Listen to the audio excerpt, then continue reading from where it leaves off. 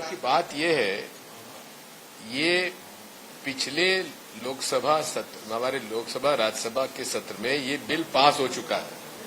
4 महीने पहले इसकी स्वीकृति महामहिम राष्ट्रपति जी ने दे दी है। इसको लागू क्यों नहीं किया? इसके नियम क्यों नहीं बनाए? 4 महीने तक किसका इंतजार कर रही थी सरकार? मेरा तो सीधा सा आरोप है कि पूरे देश में जहां जहां भाजपा की सरकारें हैं, जहां जहां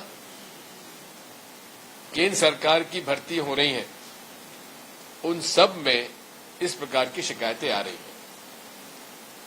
और ये व्यापम से नीट तक का सफर यदि देखेंगे तो उसमें जो स्ट्रैटेजी है वो एक सी है।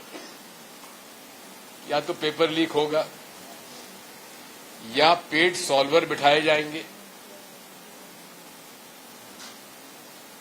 या एक ही सेंटर पर आगे पीछे इंजन बोगी के हिसाब से बिठाया जाएगा, और पूरे तरीके से एक बहुत बड़ा ये व्यवसाय हो गया है, बहुत बड़ा रैकेट हो चुका है। मैं हमेशा इस बात को कहता हूं कि अब जैसे ग्रेस मार्क केवल 1563 लोगों को ग्रेस मार्क क्यों दिए गए? अभी पूरी लिस्ट में इस बात को बताइए कि आप ग्रेस मार्क और किन को दिए हैं।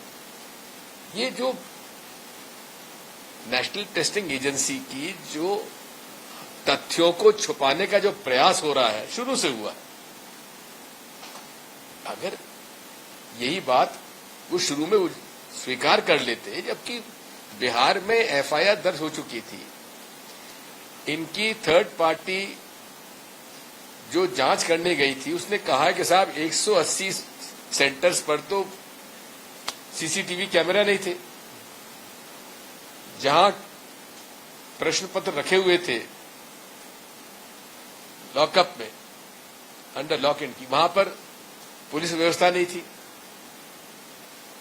जिन अधिकारियों को अधिकार क्षेत्र में दिया गया था वो वहां थे ही नहीं, दूसरे लोग उनकी एवज में काम कर रहे थे। कौन लोग हैं इसमें?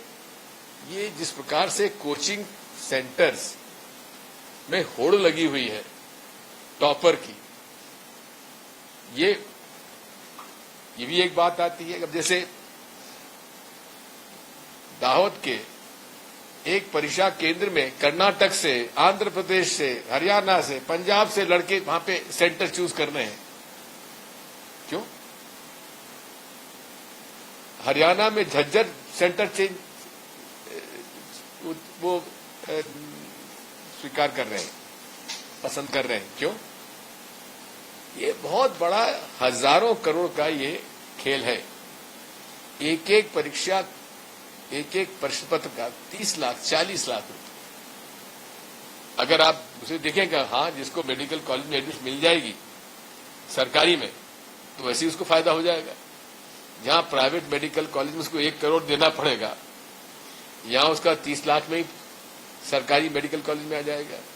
आप इस बात को समझिए, व्यापन में भी वही हो रहा है और यहां पर भी एक तरह का काम करने का तरीका है। और यदि व्यापम के जांच सही ढंग से हो जाती तो इन सब चीजों को ये बड़ी उदाहरण दूसरे नहीं होते।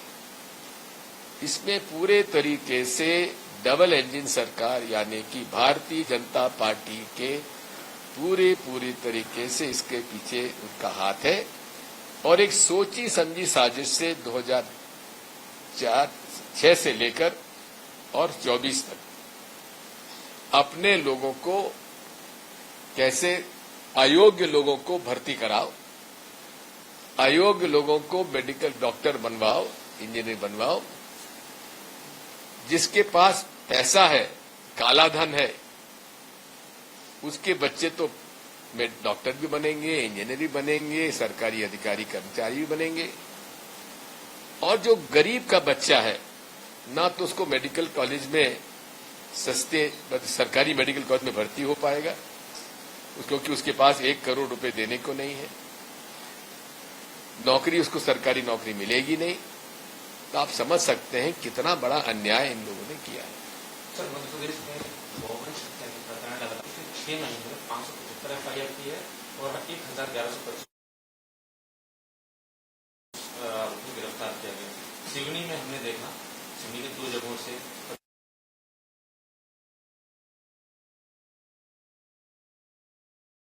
अगर आप ये वीडियो YouTube पर देख रहे हैं तो हमारे चैनल को सब्सक्राइब करें और बेल आइकन को दबाना ना भूलें। अगर आप Facebook पर ये वीडियो देख रहे हैं तो हमारे पेज को लाइक करें।